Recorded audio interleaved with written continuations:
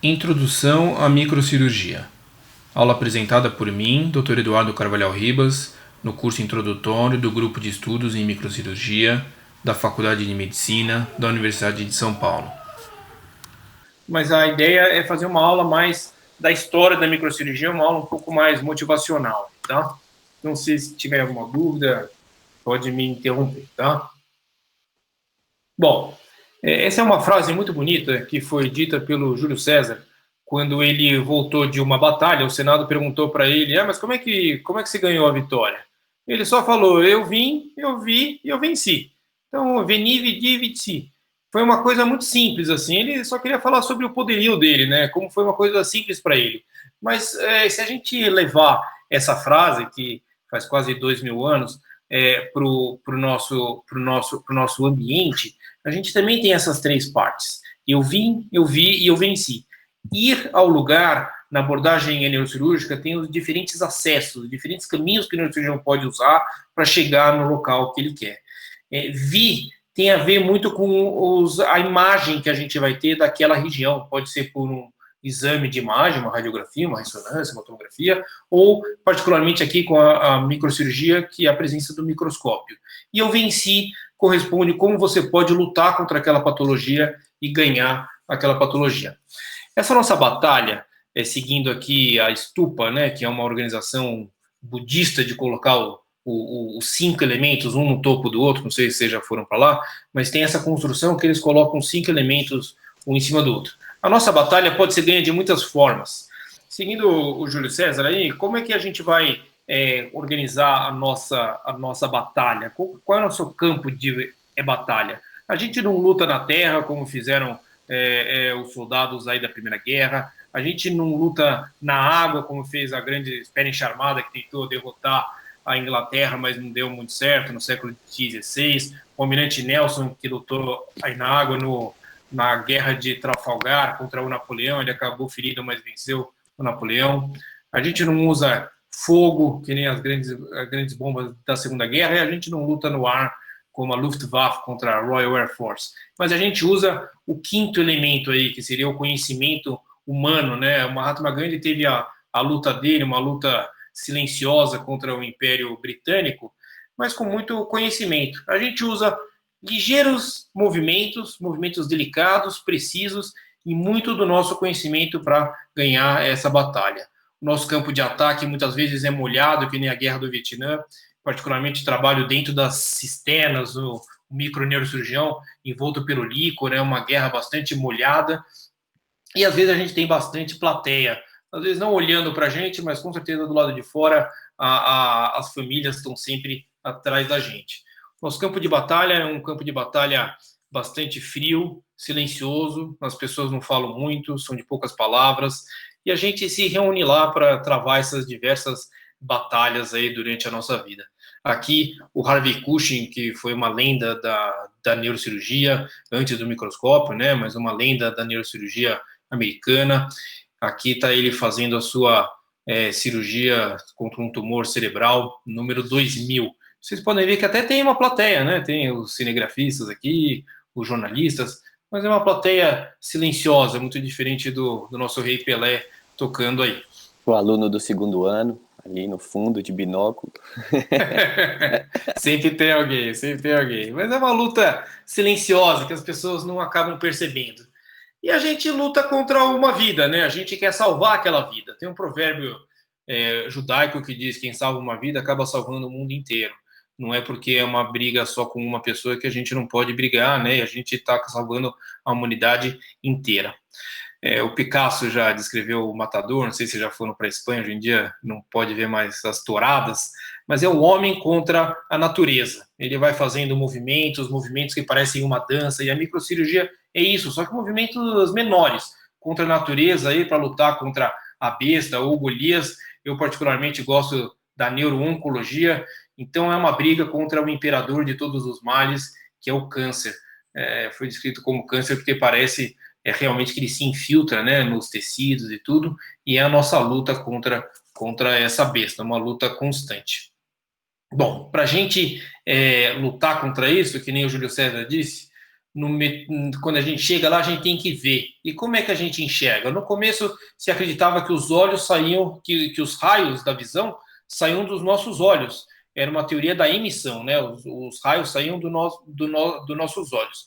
Isso foi se alterando com várias figuras, principalmente com Aristóteles, Descartes, que já acreditavam em uma ideia diferente, a teoria da intromissão. Os raios vêm até os nossos olhos. E aí o olho acabou virando uma câmara escura da nossa visão, uma câmara escura que é feita aí para fotografia, onde a imagem é feita ao contrário, né? Passa por um pinhole, uma pequena abertura aí no olho, né? A nossa pupila, e acaba dentro do olho transmitindo esses raios que estão refletindo aí nos objetos. Em cima da retina se forma essa imagem, não é uma aula particularmente de neuroanatomia, mas essa informação vai ser transmitida da retina até o quiasma óptico, do quiasma óptico até o tálamo, onde tem a primeira sinapse aí, e do tálamo, do corpo geniculado lateral, né, que faz parte do metatálamo, ele acaba emanando pela radiação óptica até a fissura calcarina. De forma que os dois hemisférios cerebrais recebem uma imagem muito parecida, mas a somatória dessas duas imagens, que são distintas apenas por um deslocamento horizontal, que é chamado de paralaxe, dá essa ideia da tridimensionalidade, que é muito importante para o neurocirurgião. As lentes começaram a ser descritas já no século XIV ou final do século XIII, principalmente pelos monges dominicanos, italianos. Eles tinham essa ideia da moagem do vidro e acabaram descrevendo os primeiros óculos de leitura. Ninguém sabe muito bem quem foi, alguns falam que foi um colega do Giordano de Riavolto, outro Salvino, outro Alessandro della Spina de Pisa, mas eles inventaram os óculos. Os primeiros óculos vieram, e essas lentes aí no século XIII ou no século XIV. E aí depois, já no século XVI, esses colegas aqui, Lippershey e Janssens, eles colocaram uma lente seguida da outra e um tubo, e com isso conseguiram aumentar essa imagem. Essa era o nascimento do telescópio. Depois o Galileu Galilei acabou seguindo esse estudo, ou talvez de uma forma independente, fez a mesma construção, então duas lentes dentro de um tubo, e fez o seu telescópio para poder ver os outros mundos por aí fora e o nosso sistema solar. Johannes Kepler fez um muito parecido, mas que a imagem ficava invertida e conseguiu uma imagem um pouquinho melhor. A igreja sempre foi contra essas grandes descobertas, e o Galileu foi perseguido aí pela Inquisição e teve que até se retratar e mudar a história, fazendo com que a ideia que ele acreditava que era uma ideia heliocêntrica, né, que era contra a igreja era mais a favor de uma ideia geocêntrica, ele teve que se retratar e não falar mais sobre o heliocentrismo, e aí algumas pessoas falam que ele disse escondido, olha, eu me retratei, mas a Terra ainda se move. Teve que ficar em prisão domiciliar e depois ele acabou falecendo.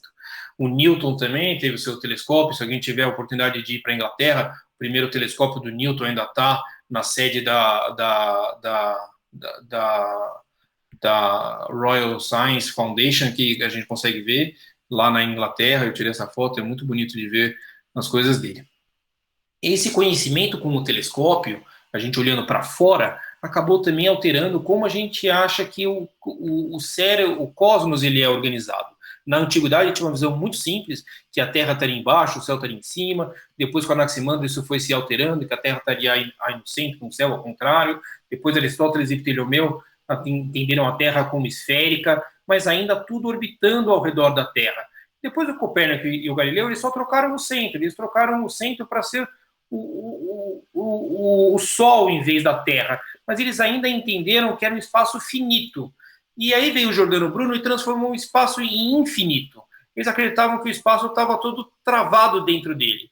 E agora, com o Giordano Bruno, existiam diversos sóis, diversos sistemas solares. Era a ideia do espaço infinito, que William Shakespeare citou aqui em Hamlet, né? Eu poderia viver recluso numa casca de nozes e considerar o rei do espaço infinito. Stephen Hawking também gosta dessa ideia, mas que teriam diversos sóis e a gente seria um simples pálido ponto azul dentro aí da Via Láctea. Essa é uma frase do Carl Sagan. E o Giordano Bruno foi muito perseguido por isso, por ter essa ideia do espaço infinito. Ele acabou sendo queimado aí em praça pública, no campo de Fiore, em Roma. Não sei se vocês já foram, mas faz 420 anos isso. E demorou 400 anos para a igreja pedir desculpa, né, por essa visão dele. Foi João Paulo II que pediu desculpa no ano 2000, quando fez 400 anos da sua morte. O telescópio era virado para fora, mas aí os outros usaram o mesmo telescópio virado para dentro. Em vez da gente ver o mundo que estava lá fora, eles começaram a ver o mundo que estava dentro da gente. E o Santiago Ramon e Cajal foi quem descobriu, com uma preparação de Golgi, que é a preparação de nitrato de prata, ele direcionou esse foco de luz para dentro do cérebro e descreveu uma unidade morfofuncional do cérebro, que é o neurônio. Era o nascimento aí da neurociências microscópica, né? E acabou comparando também o cérebro com o universo, que para a gente conhecer o cérebro, tem que conhecer o universo, e as suas figuras são muito bonitas, mostrando as conexões dos neurônios entre si, ainda de uma maneira bem assim rudimentar, mas já dá para ver como existe muito conhecimento de como o cérebro é conectado entre si. E era um microscópio muito simples, um microscópio monocular, com esse tubo deslizante de lentes. É interessante que o universo de fora é muito parecido com o universo de dentro. Enquanto tem 100 bilhões de estrelas por lá fora, aqui tem 100 bilhões de neurônios dentro do nosso cérebro. E diversas conexões, e é difícil da gente até entender como o cérebro é totalmente organizado. Já tiveram diversas ideias de como o cérebro exatamente funciona. Será que ele funciona ao nível microscópico? Ou será que é uma ideia ainda menor, talvez no nível da mecânica quântica? Então, esse aqui é um livro muito bonito, Grande, Pequeno e a Lente Humana, que o Roger Penrose, que estudava com Stephen Hawking, que estuda mais buracos negros, ele acaba comparando o funcionamento da mente humana com a mecânica quântica. Sobre o microscópio, depois que eles descobriram o microscópio, Galileu também teve uma contribuição com o microscópio, que nada mais é do que um telescópio virado para dentro. Ele fez o Occhialino, que era um olho pequeno, com duas lentes convexas, muito simples. Depois veio Giovanni Fabri, que descreveu pela primeira vez a palavra microscópio, e depois outras lentes começaram a colocar mais lentes, mas isso vai fazer com que o microscópio fique mais pesado e mais aberrações na imagem começam a surgir. Em 1965, o Hooke, aqui, o Robert Hooke, ele descreveu a palavra célula. Primeiro que individualizou a célula e acabou descrevendo ela como uma unidade aí do corpo humano. O problema dessas lentes é que elas tinham basicamente várias aberrações, mas basicamente duas aberrações importantes: a aberração esférica e a aberração cromática. E tiveram alguns indivíduos que conseguiram resolver essas questões. Tá? Em 1730, o Chester Hall conseguiu debelar aí essas aberrações cromáticas. Ele colocou mais lentes e conseguiu corrigir, principalmente longe do centro, a imagem ela se abre, né? E os diversos feixes que compõem as cores acabam se separando. Ele colocou duas lentes juntas e aí fez uma lente acromática, não tinha mais essa distorção. E depois o pai do famoso Joseph Lister, que descreveu a técnica de asepsia aí nas cirurgias e é tido como o pai da cirurgia, porque ele que possibilitou a cirurgia sem infecções.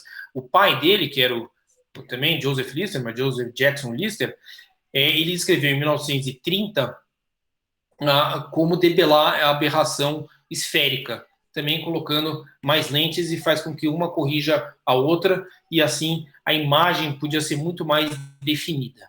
Tá? Então aqui vocês veem na esquerda a imagem com aberração esférica e do lado direito sem aberração esférica.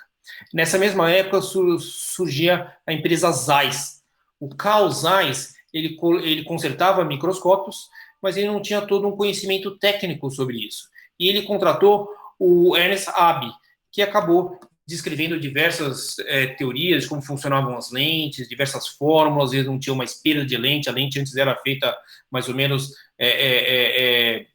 ao chute, assim, né, chutando mais ou menos como é que a lente era feita. Ele fez mais fórmulas e conseguiu fazer com que a produção fosse muito mais eficaz das lentes. O Carl Zeiss acabou falecendo, Ernest Abbe comprou as ações das Zeiss e virou o grande diretor das Zeiss aí durante muitos anos, e a Zeiss teve um caminho muito interessante com ele. Tá? a primeira pessoa que usou o microscópio em uma sala de cirurgia foi esse otorrino aqui, que é o Nien. Ele ficou interessado com um trabalho que outros colegas tinham feito sobre a movimentação da endolinfa nos ouvidos de pombos. E ele acabou usando isso em seres humanos mesmo, né, em uma cirurgia aí em Estocolmo para o tratamento de otite média, uma paciente com fístula labiríntica. Era o início do uso do microscópio aí na sala aí de cirurgia. Então, era o início da microcirurgia, mas ainda de uma maneira bastante rudimentar, porque esses microscópios eles eram ruins, eram microscópios monoculares.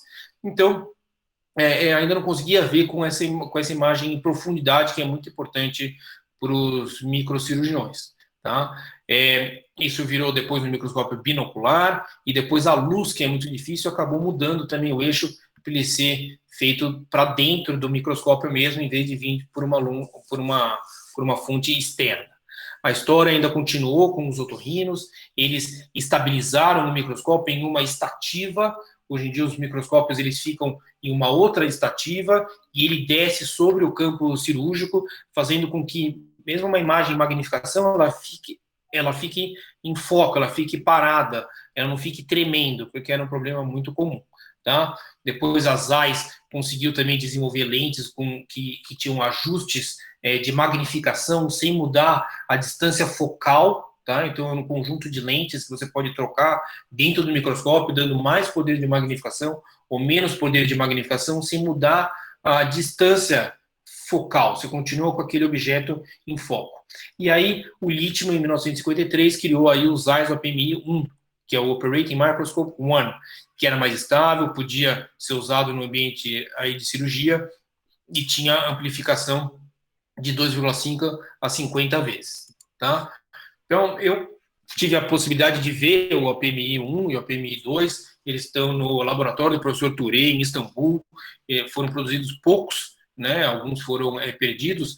O professor Touré me disse que tem um com ele, que está em Istambul, e tem dois com ele, e tem um outro em Zurique, tá? Que é onde o professor Yassagil, que é o professor Touré, estudava. Tá? Então, o APMI-1 ele é bem pequeno, eles gostam porque ele tem uma cabeça bastante pequena, ele acabou trocando a estativa, então isso aqui já é uma estativa nova, com trava eletromagnética e tudo de mais moderno aqui, mas o microscópio em si é o conjunto de lentes, e o conjunto de lentes ainda é esse, de que tem quase 70 anos de história aí, e eles ainda usam atualmente ou para dissecar, aqui eu dissecando com a PM1, ou para operar os pacientes mesmo, tá?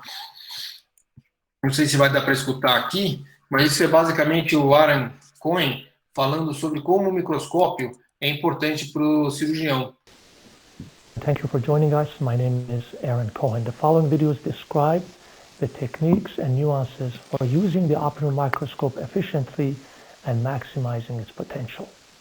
The optical microscope is the most intimate companion of the neurosurgeon during microsurgery. This device should not be an obstacle between the surgeon and the operative field, but rather a symbiotic, invisible partner, just like a pair of glasses, so that the surgeon can see the operative field stereoscopically well illuminated and at the appropriate level of magnification. At least 10,000 hours of microsurgery are required for the surgeon to acquire the appropriate skills to use the microscope effectively and maximize its potential. Aneurysm and AVM surgery test the strength and the symbiotic relationship between the surgeon and the microscope. During difficult times of the surgery, such as an intraoperative rupture, the use of the mouth switch and other technologies are quite effective to relieve the hands of the surgeon so that the surgeon can decisively and immediately. A ideia é como o microscópio é útil e o microscópio é necessário para o microcirurgião, particularmente o neurocirurgião, tratar dessas lesões pequenas. Mas que nem ele fala, é uma luta longa e que demora para ser aprendida. Que nem ele diz, são mais de 10 mil horas para você se familiarizar com o microscópio. Aliás, muitas tarefas mecânicas se atingem à perfeição com 10 mil horas. Tem um livro que chama The Tipping Point, do Malcolm Gladwell, que fala que os Beatles tocaram por 10 mil horas. pilotos de avião dirigem 10 mil horas, até ter essa habilidade manual. E para o microscópio, a gente usa essa ideia de horas de voo também. Quanto mais horas você voa com o microscópio, mais você vai ficando acostumado com ele. E um grande passo também foi a melhora da ergonomia durante a cirurgia, a microcirurgia. Melhorou a luz, alguns comandos começaram a ser feitos com o joelho, com o pé, desenvolver uma cadeira hidráulica para o cirurgião poder sentar melhor, depois apoio de braço, um splitter para o auxiliar conseguir ver também. Isso. Mas então, o desenvolvimento da ergonomia foi muito importante para o cirurgião, ele poder sentar direito, apoiar seu corpo direito, a cadeira ser hidráulica, poder subir e descer. Depois, em 64, desenvolveram um beam splitter para um auxiliar, né, a gente chama de um carona, poder acompanhar a cirurgia também. Depois o Yassargil e o Males descreveram um sistema de contrapesos ajustáveis e também travas eletromagnéticas. O microscópio ele fica boiando no ar e você pode até ajustar ele com a pressão da sua boca, que nem o cirurgião estava comentando, é o mouth switch, o mouthpiece, que você morde e acaba soltando todas as travas eletromagnéticas e o cirurgião consegue posicionar o microscópio usando a boca dele. A mulher do Yassargil, que é uma instrumentadora e que acompanhava ele todas as cirurgias, também começou a usar fitas que esquentam as lentes do microscópio. Isso é usado particularmente em telescópios que ficam a noite inteira ali no sereno, esfriam e esquentam depois e eles ficam com embaçamento nas suas lentes. Então, eles colocam lá em Istambul, eles colocam essas fitas quentes em volta do microscópio e o cirurgião pode usar o microscópio durante horas e horas sem que as lentes ficam embaçadas, tá? Até então, a microcirurgia estava com os otorrinos, depois foi para os oftalmos e depois chegou na neurocirurgia na década de 50, aí com o Theodor Kuhse, que acabou ressecando um tumor do 8º nervo em uma criança de 5 anos. Ele ainda estava com esse pezinho na otorrino, porque isso são lesões que conseguem ser administradas pelos dois especialistas, aí, ou por um otorrino ou um neurocirurgião, mas ele deu esse passo. Agora a neurocirurgia entrou na época da microneurocirurgia. E o Yassargil, o professor Gazi Yassargil, que é o neurocirurgião turco, mas que depois fez a sua formação toda em Zurique, depois ficou nos Estados Unidos, hoje está aposentado, porque ele já é velhinho. Ele teve a oportunidade de ver o OPMI pela primeira vez, o OPMI 1, em 64, depois ele foi com o Donnery ter um treinamento de técnicas microvasculares, e depois ele voltou para Zurique e quis usar aí o Operating Microscope na neurocirurgia. E ele ficou maravilhado. Ele achou que os últimos 12 anos tinham sido perdidos, porque ele não conseguia ver o cérebro. E agora, com o Operating Microscope One, ele conseguia ver todos os detalhes dessa anatomia bastante delicada que o cérebro tem. Tá? Ele usava muito, e a gente usa ainda, o bipolar. Ele descreveu diversos instrumentos, mas o bipolar foi uma coisa que ele encontrou de uma forma quase que acidental, e é baratinho. O Males, ele tinha descrito a pinça bipolar, que é diferente do bisturi que as outras especialidades cirúrgicas usam. A gente usa esse bisturi que tem 2 contatos, e a energia elétrica flui de um contato ao outro, e a cauterização acontece só nesse pequeno intervalo entre os 2 contatos. Isso faz com que o trabalho seja muito mais delicado. Tá? E o professor Yassargil teve aí o prazer aí de encontrar o Dr. Males aí, e eles depois acabaram até melhorando a pinça bipolar. O Yassargil também, ele sempre falou de ergonomia junto com o professor Almeft, sempre trazendo atenção para todos os instrumentos e a posição do neurocirurgião, porque as nossas cirurgias podem demorar muitas horas. Então aqui, por exemplo, o mouth switch, o mouthpiece, né? Então o cirurgião ele morde e pode posicionar o microscópio no ar sem precisar tirar a mão do campo de cirurgia. O ideal é que ele não tire o olho para nada, nem para pegar os instrumentos. O instrumentador fica bem próximo dele, eles podem ter gestos, o instrumentador mesmo acompanhar a cirurgia, e a gente vê qual é o instrumento que a pessoa precisa, tá? Os microscópios atualmente eles vão continuamente se desenvolvendo e hoje em dia até existe um exoscópio. O professor Yassargil também anteviu, antes de ter contato com o exoscópio. Hoje em dia ele é útil já, ele já é usado, principalmente nos Estados Unidos, alguns hospitais aqui em São Paulo também tem, mas ainda a maioria dos neurocirurgiões usam um microscópio. O exoscópio traz essa palavra aí, exo, que seria fora. O neurocirurgião ele não precisaria mais olhar através das oculares, através desse conjunto de lentes. Mas agora, com a tecnologia digital, trazendo imagens com bastante resolução, poderia ser filmado durante a cirurgia, então com câmeras pequenas, e o cirurgião ficar em pé ou ficar sentado em uma posição muito mais ergonômica e ver essas imagens em uma televisão. Também é possível que essas imagens sejam em 3 dimensões, um exoscópio tridimensional, porque a noção de profundidade é muito importante para o cirurgião que está trabalhando nesse espaço pequeno. Bom, que nem o Júlio César disse, a gente tem que ver, e agora a gente pode ver de imagens, quer ver ainda mais. Agora, com luzes especiais, a gente consegue ver onde está o microscópio.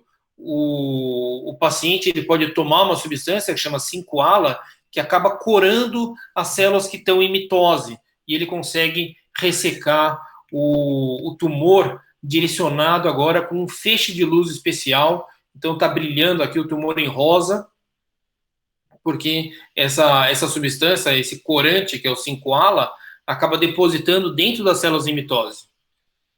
Então a gente está vendo, mas vendo muito mais do que a luz branca traz.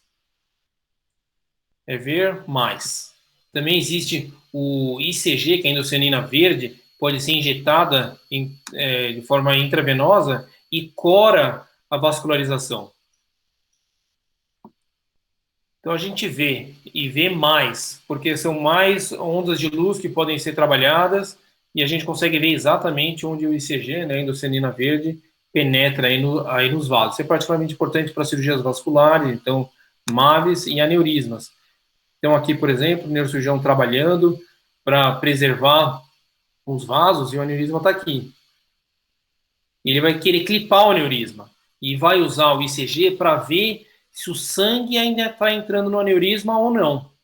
Então, vendo mais também com o microscópio. O microscópio é uma peça fundamental na microcirurgia. Ele coloca o clipe. Depois ele vai colocar um clipe pequeno aqui.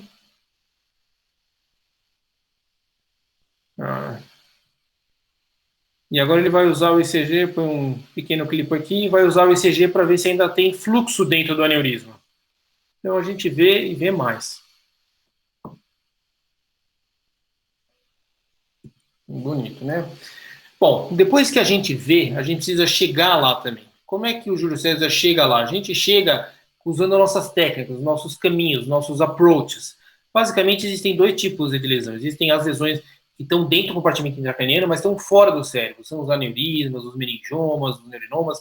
Eles podem ser alcançados se abrindo os espaços naturais do cérebro. Muitas vezes o neurocirurgião não precisa atravessar o parênquima cerebral. É só ele ir abrindo os espaços naturais do cérebro que ele chega nessas lesões. Então, o conhecimento de neuroanatomia é fundamental para o neurocirurgião, e o Yassargil conseguiu descrever as principais cisternas do cérebro. São os espaços dentro do cérebro, e ele chama de cisternas porque ele é um turco, e o turco teve contato com as cisternas romanas que tem em Istambul, não sei quem já foi. Essas cisternas são ambientes debaixo da terra que guardam água, tem diversas colunas. O ambiente subaracnoideu é feito assim, são diversas colunas intermeadas por água, são as cisternas. Isso para as cirurgias que estão fora do cérebro. Para as cirurgias que estão dentro do cérebro, o neurocirurgião ele já precisa entender como o cérebro é funcionalmente organizado, para trabalhar dentro do cérebro, como a substância branca é organizada.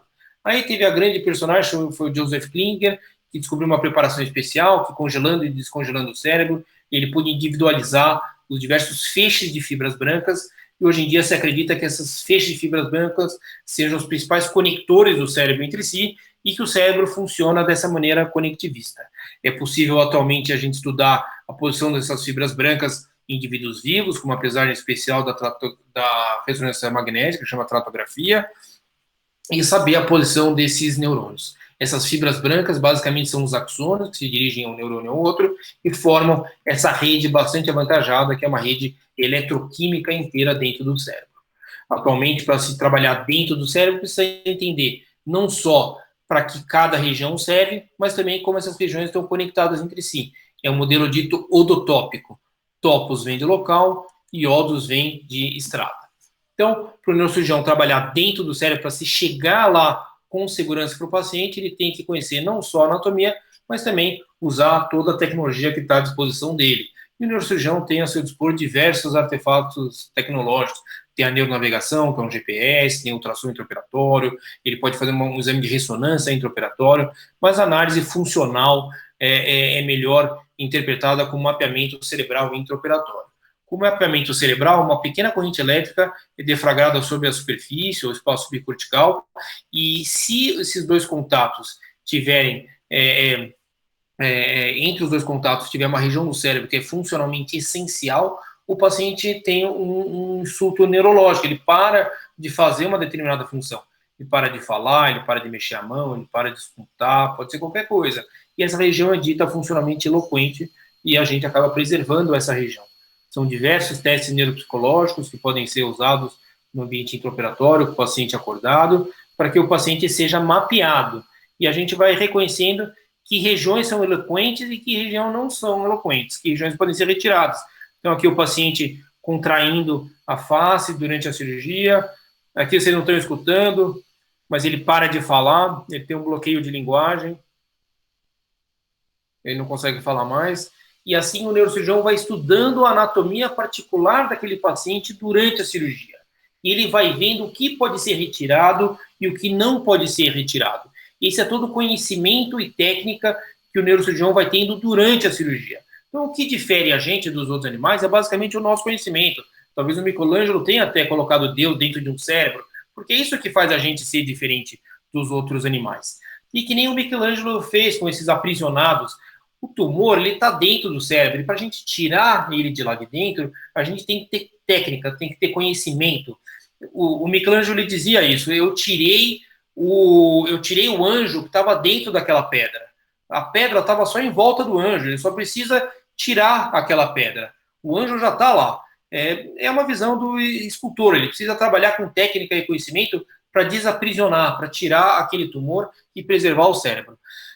Nessa luta para vencer aí as lesões cerebrais, a gente com certeza se apoia no ombro de gigantes, de muitos gigantes. Vocês são alunos e vão ter muitos professores, eu tive muitos professores, começando aí com meu pai, depois o professor Emanuel, que é o chefe da nossa divisão, professor Touré, professor Evandro, Rotton, Lourenço Belo, Tufo, são diversos, vocês vão fazer diversas áreas, cada área tem os seus expoentes e a gente acaba se apoiando nos ombros deles para poder chegar mais longe.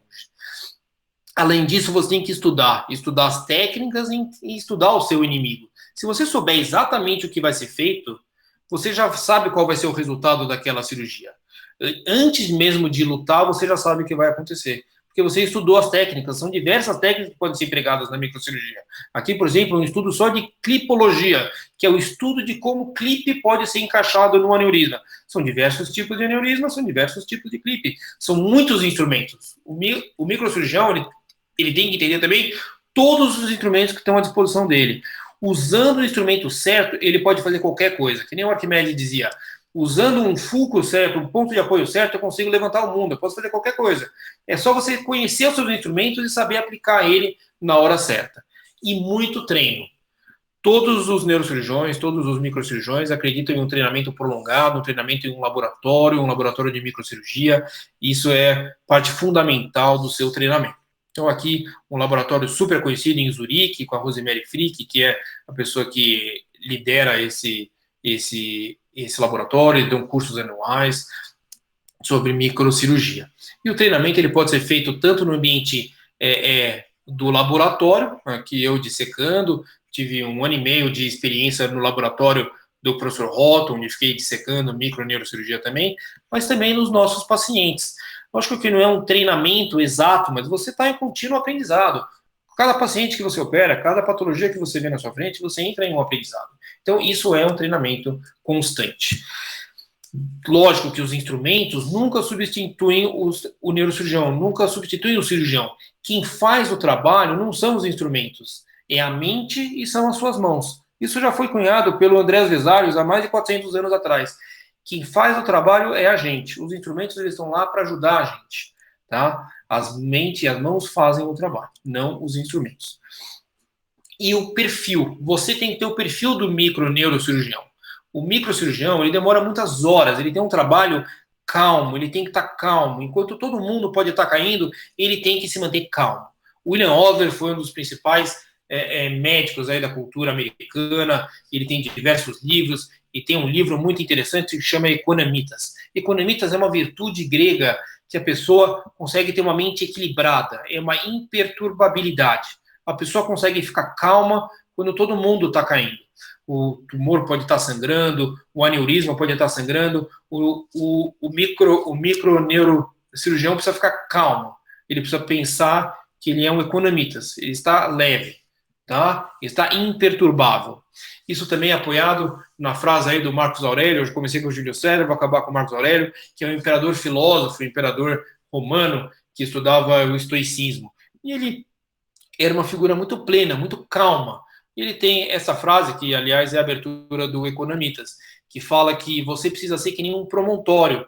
Você aguenta todas as ondas que ficam quebrando sobre você e você aqui acaba ficando quieto e calmo e aguentando. Aqui eu acabo com essa imagem do cipreste solitário. Quem tiver a oportunidade de ir para a Califórnia, ele fica na costa da Califórnia, em um clube de golfe, e ele está lá 250 anos em Pebble Beach, aguentando todas as tormentas do Oceano Pacífico, e ele está lá, no Economitas, aguentando no promontório toda a diversidade que a natureza traz. Tá?